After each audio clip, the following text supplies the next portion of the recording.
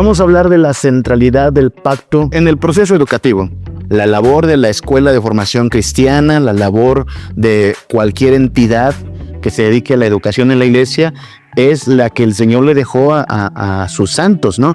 Perfeccionar a los creyentes. Si el Señor a unos constituyó apóstoles, profetas, a otros evangelistas, a otros pastores y maestros, el propósito es perfeccionar a los santos. Me encanta cómo la siguiente frase de este pasaje que estoy citando, que es Efesios, dice, para que ya no seamos niños fluctuantes, llevados por doquiera, por todo viento de doctrina, ¿no? Un niño fluctuante es este niño que está aprendiendo a caminar, que se tambalea todavía, enclenque en sus piernitas, pero que se va fortaleciendo para que ya no caiga con cualquier viento, sí, doctrinalmente hablando ahora. Confieso que aunque yo crecí en la iglesia presbiteriana, soy presbiteriano de tercera generación, mi abuela, mis abuelos fueron presbiterianos, mis padres son presbiterianos, yo nací presbiteriano, fui bautizado, no al 8º día, pero sí muy pequeñito. Y aún así, la doctrina reformada vino a hacer clic por ahí de los 18, 19 años, ¿sabe? Y no es que no estuviera disponible. Algún hermano por acá decía el día de ayer, pues si tenemos catecismo, nos hacían repetirlo. Sí, yo lo repetía. Había concursos también y nos sabíamos de memoria los catecismos.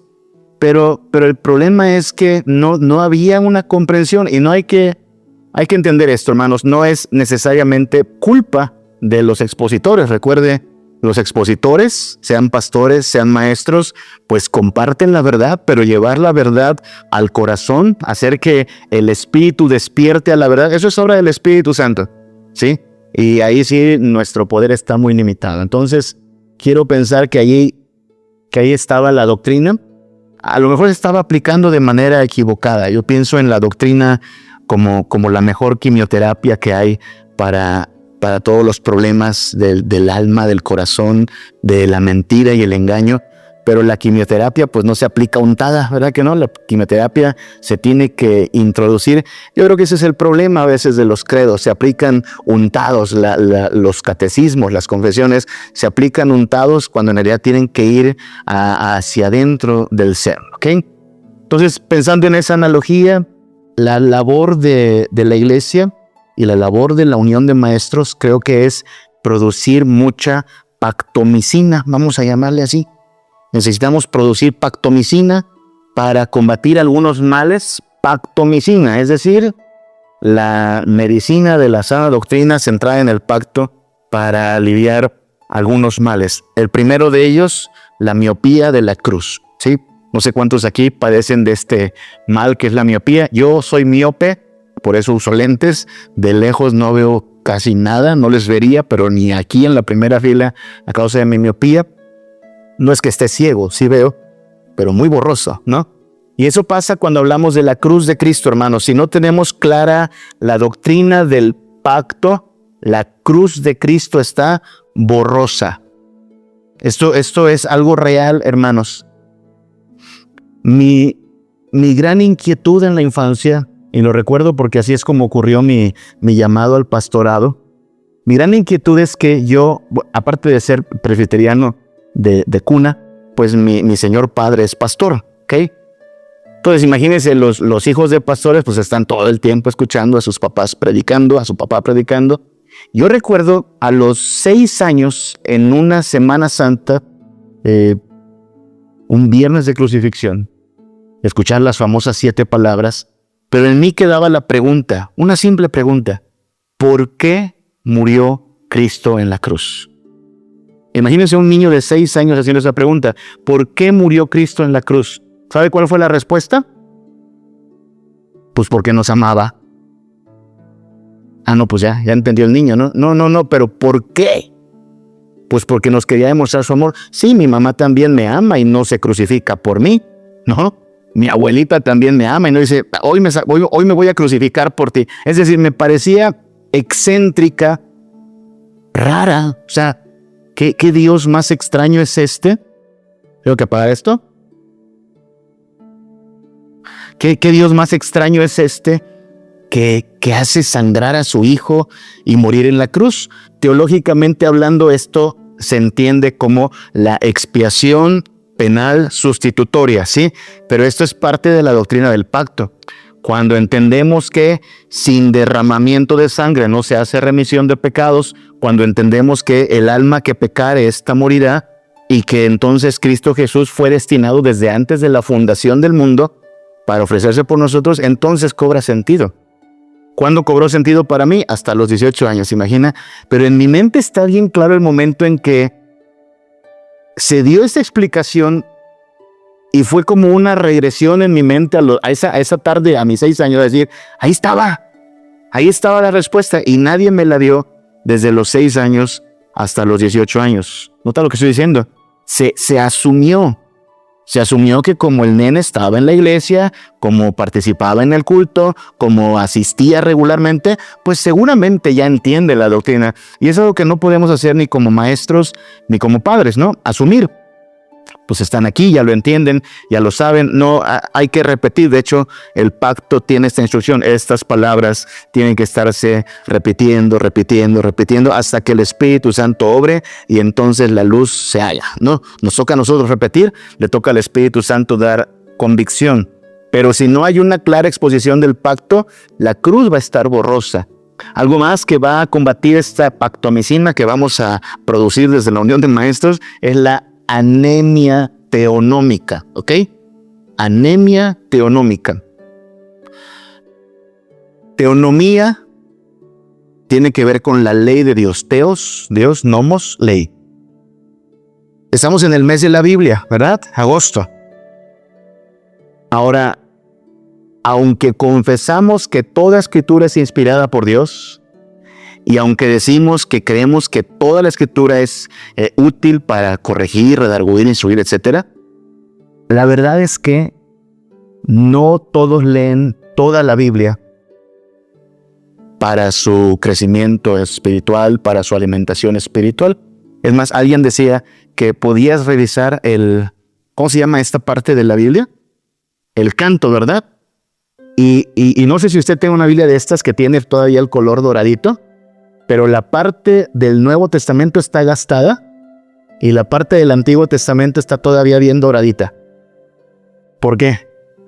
Pues porque en realidad mucha gente en nuestras iglesias no está yendo al Antiguo Testamento.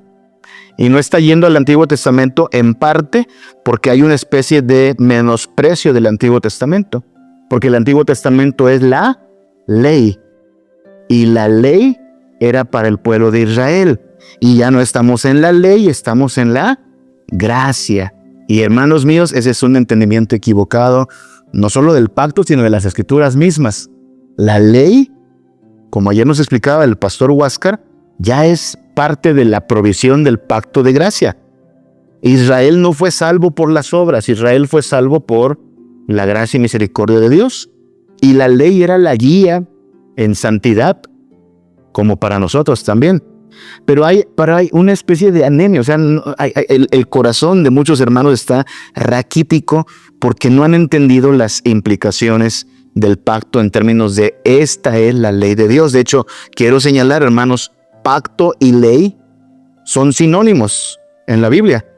Cuando Israel quebrantó el pacto, Dios los acusa muchas veces de eso, ¿no? Han quebrantado mi pacto.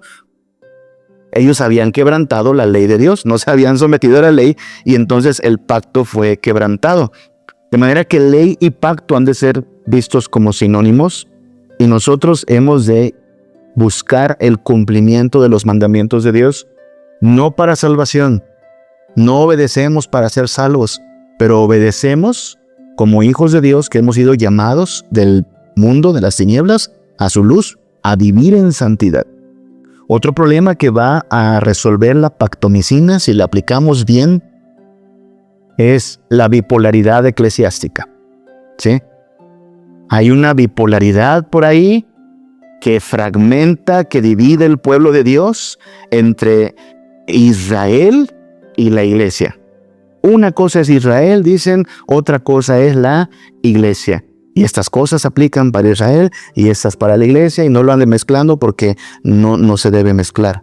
Bueno, hermanos, escucharán que Bueno, ya nuestro hermano Huáscar habló de dispensacionalismo, escucharán que hablaré un poco también de dispensacionalismo, creo que mi hermano Isaac también hablará, porque no es como el enemigo, pero sí la alternativa a la doctrina del pacto es esta perspectiva dispensacionalista, que usted sabe, el dispensacionalismo es un marco de referencia, un marco interpretativo que fragmenta las escrituras, hace ver a Dios como un Dios que tiene diferentes modos de relacionarse, incluso diferentes formas de salvar a la humanidad. Es problemático porque presenta a un Dios casi como improvisando, ¿no? Ay, me salió mal el Edén, bueno, ahí va la etapa de la conciencia, ay, bueno, no, gobierno humano, ay, bueno, no, sacrificios y así, una serie de al menos 7 maneras de lidiar con el hombre. Y es el dispensacionalismo de donde viene esta bipolaridad eclesiástica, separando a Israel del Antiguo Testamento, de la iglesia actual. Y también hay que decirlo, no es que haya ocurrido esto con alevosía. Usted sabe, muchos de nosotros también, aunque crecimos en iglesias presbiterianas, fuimos expuestos a enseñanzas dispensacionalistas. Yo crecí cargando carretes de estas películas que se usaban como películas evangelísticas. ¿Se acuerda de esos carretes con el proyector? Como Ladrón en la Noche, Trueno Distante, El Rapto de la Iglesia. ¿Por qué era tan popular eso si nosotros ni siquiera compartimos ese marco de referencia? Pues porque es lo que había. Y antes de, no estoy diciendo que estuvo bien, estoy diciendo, es lo que había y de lo que se echaba a mano porque no había tanta claridad para filtrar las cosas. Y de hecho viene de más atrás. La primera Biblia de estudio, hermanos, que estuvo disponible en castellano, digo, ahorita usted si sale puede ver aquí un montón de Biblias disponibles de todos los colores y tamaños y sabores, pero no siempre fue así. La primera Biblia disponible con notas fue una Biblia con notas de un tal Scofield, ¿sí? Amplio promotor del dispensacionalismo. Discípulo de un tal Darby también. Estamos hablando de gente que se dedicaba a la teología haciendo este esquema dispensacional y fue lo primero que se tradujo al castellano. Hablamos de una época en que nuestros pastores, muchos de ellos no fueron al seminario, muchos de ellos fueron apenas a un instituto bíblico, no tenían una biblioteca de la cual echar mano, a veces ni recursos, y tener una Biblia de estudio pues era una joya en su momento. Nada más que la Biblia traía sus notas ahí dispensacionalistas. Entonces, cuando los pastores leían acerca de que el Señor con voz de mando y con trompeta de Dios descenderá del cielo, pues están las notas ahí del rapto de la iglesia. Y eso se predicó, ¿sí? Tal como pasa en nuestros días. Usted sabe, a quien dice el lugar más peligroso para un cristiano hoy, quizá es la librería cristiana. ¿Sí? Yo creo que usted tiene que ir a una librería cristiana guiado por su pastor, ¿sí? El pastor debe organizar una guía a la librería cristiana, algo así como una guía turística. Mire, eso es ciencia ficción, no compre de eso. Mire, eso es basura, no compre de eso. Compre este. Porque a veces me preguntan, pastor, oiga, ¿me recomienda la Biblia de MacArthur? Yo creo que no. Ya se llevó el Señor al hermano MacArthur. Le estoy llamando hermano, ¿ok? Yo creo que el pastor MacArthur fue un buen expositor en general del evangelio, muy valiente también. Otro día le recomiendo libros de él, pero él abiertamente lo reconocía. Soy dispensacionalista, aparte de bautista. Entonces, pues cuando nos hable de gobierno de la iglesia, va a salir con su congregacionalismo. Cuando nos hable de sacramentos, va a salir con que él no cree en el bautismo de infantes. ¿Ya ve? Cuando hable de escatología, pues va a salir con sus ideas del rapto y los 1000 años, etc. Entonces, pues hay que estar conscientes. No son herejías, son errores. Y en nuestra mesa, hermanos, nuestros hermanos bautistas son bienvenidos. Nosotros en la suya no, ya lo sabemos, pero ellos en la nuestra sí. Entonces hay que estar conscientes de eso. Y así es como salimos de la bipolaridad eclesiástica. Nosotros creemos que hay un solo pueblo. Estoy dando por sentado que usted va a entender las citas que están allá. Entonces, solo citaré de vez en cuando. Efesios 2, del 12 al 13 dice, en aquel tiempo estabais sin Cristo, alejados de la ciudadanía de Israel. Note que Pablo está diciendo que la ciudadanía de Israel depende de estar ¿en quién? En Cristo, nota ese punto. Pablo es bien claro en decir esto. Oiga, ¿usted está en Cristo? Entonces usted tiene la ciudadanía de Israel, ¿nota eso? Somos del Israel de Dios. Claro, con todavía más rasgos de Hernán Cortés y de los hermanos descendientes de Netzahualcóyotl, pero somos del Israel de Dios, del Israel de la fe de Abraham. No hay aquí dos pueblos, no hay una clase VIP. Hablamos de un solo pueblo librado del pecado por la sangre de Cristo. La pactomicina nos va a librar de la amnesia beneficiaria, hermanos. Todo lo que recibimos es condescendencia de Dios. Ayer lo decía también el pastor Huasca, todo es condescendencia. O sea, Dios se digna a venir a nosotros. Dios, en su Hijo incluso, se rebaja a nivel de siervo siendo en forma de Dios. Todo es condescendencia de Dios. Todo es misericordia. A mí me gusta mucho la palabra misericordia como sinónimo de gracia, porque creo que gracia, aunque estamos de acuerdo en que es solo por gracia, ya suena como una palabra bastante teológica. No sé si le parece.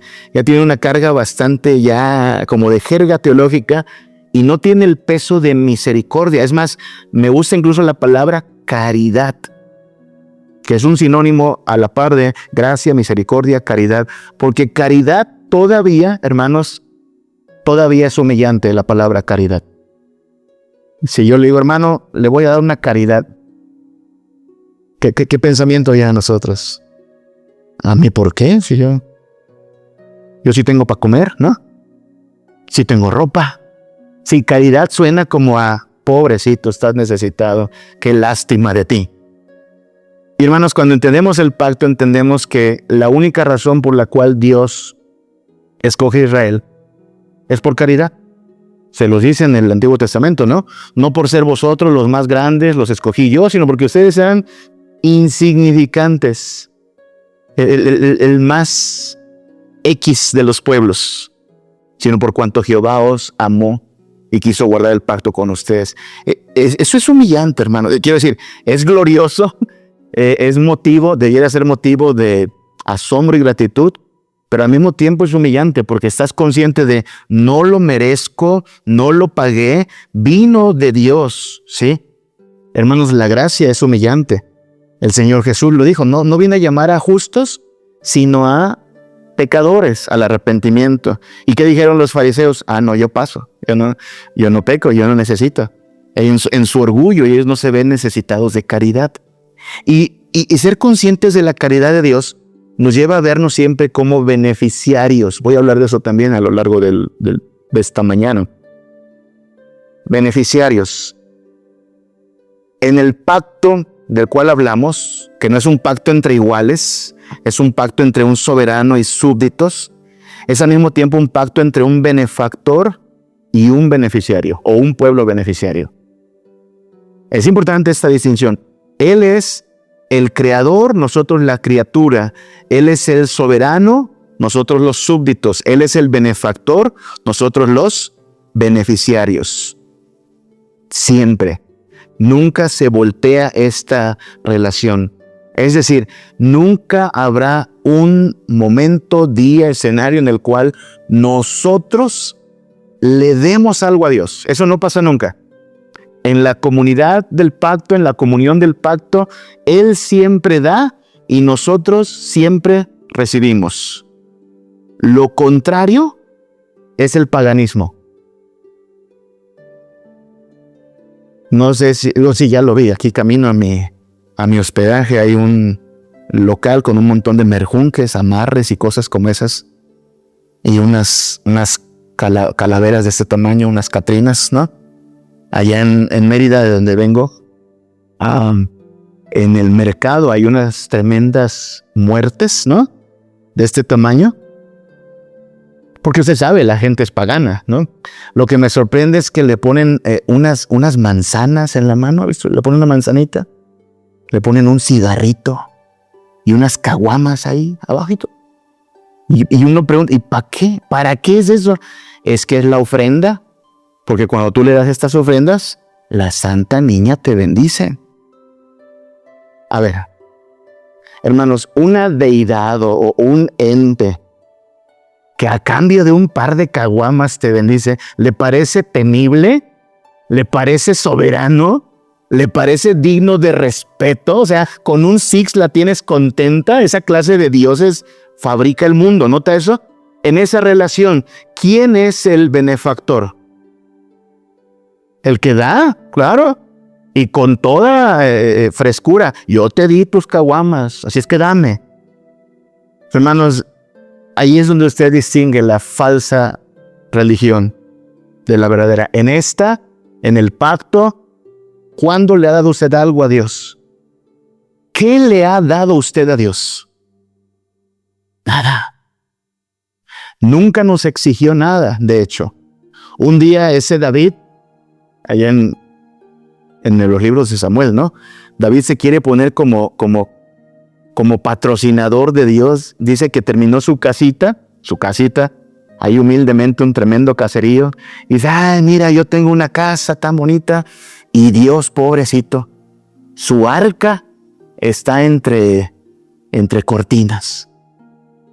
Aquella misma noche Dios manda al profeta y le dice, vaya y dígale a mi siervo. Nunca le dice Dios al rey David, dice, a mi siervo, mi chalán, mi achichincle.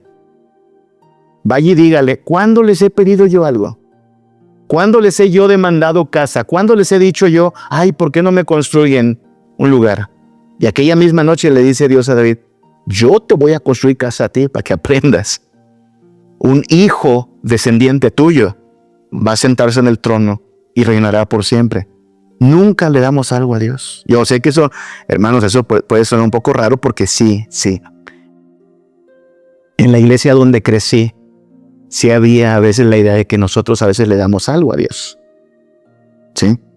Y hablando de estas concepciones equivocadas del pacto, hay quien piensa que el pacto es un dando y dando. Lo hacen mucho los carismáticos. Usan la palabra pacto, pero con alevosía y con engaño. He escuchado a falsos profetas como Cash Luna, como Guillermo Maldonado, decir, pacte con Dios y su bendición viene en camino. De su ofrenda y Dios va a dar el milagro. De su ofrenda y Dios va a dar prosperidad. Nota, su idea de pactar con Dios es tú le das y Él te da. Han totalmente distorsionado el concepto pacto. Este pacto es un pacto benefactor, beneficiarios. Y como son beneficios, hermanos, no son derechos, vaya, no nos los ganamos, nunca se nos deben olvidar los beneficios de Dios. ¿Se acuerda? Así dice el Salmo 103, ¿no? Bendice alma mía Jehová, bendiga todo mi ser su santo nombre, y no olvides ninguno de sus beneficios. Y se lo dice en Deuteronomio, ¿no? Mira, mañana que tengas tu buena casa, que se multipliquen tus animalitos, que tengas oro y plata, no vayas a andar diciendo que fuiste tú. No se enorgullezca tu corazón, sino que reconoce, Jehová te da todo lo que tienes.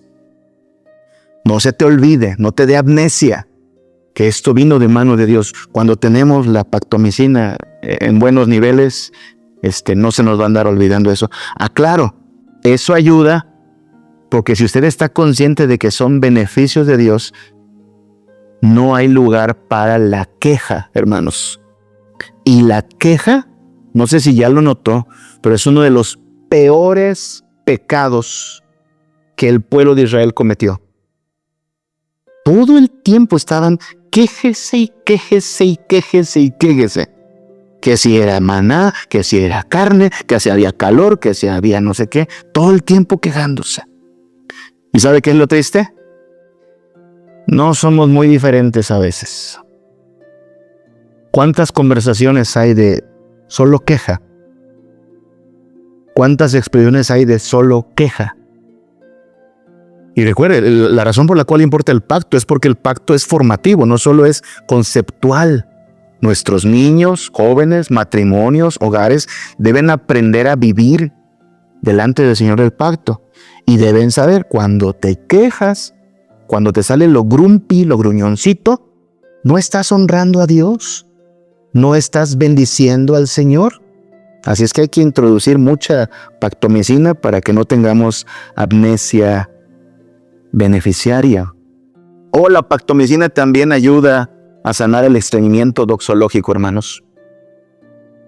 Estreñimiento doxológico. Doxológico, entiéndase, alabanza, ¿sí? Doxa, gloria, ¿sí? Doxología es alabanza. Bendito sea el Señor, alabado sea su nombre, aleluya. Muchas veces hay estreñimiento en esa área, o sea, no sale. Y una de las razones por las cuales posiblemente no sale es porque entendemos equivocadamente culto con sacrificio. Decimos el síndrome de Elías, no, pues hay que cada quien lea su Biblia y que se haga bolas. No. Entendemos que hay que edificarnos y esta es una labor de didáctica pactual, ¿ok? Entonces, la pactomicina es importante por eso.